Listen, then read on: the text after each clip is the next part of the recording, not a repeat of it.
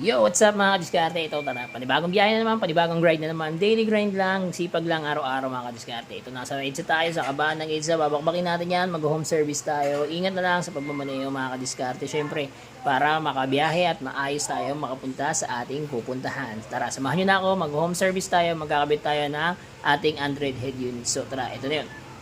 At ito na nga, touchdown tayo. Ito yung gagawin natin, Hyundai H100. Yan mga kadiskarte. H100 po yung gagawin natin. Buong panel frame po yung baklas niyan. Yan. Dito tayo ngayon, nag-home service tayo sa may Caloocan yan banda mga kadiskarte. Yan. Pagtanggal niyan, buo talaga yan tatanggalin mga kadiskarte. Yung buong frame na yan. Yan. Baklas po yan para ma-remove nyo yung kanyang car stereo. So tara, kabit natin yung Android natin. At ito na nga, tapos na natin ikabit yung ating Android head unit. 7 inches nga lang pala yung in-avail ni Bossing sa atin. Siyempre kasama pa rin sa package natin yung reverse camera. Yan. Pwede ka na rito mag-Waze, Netflix, YouTube, Google Map. Yan.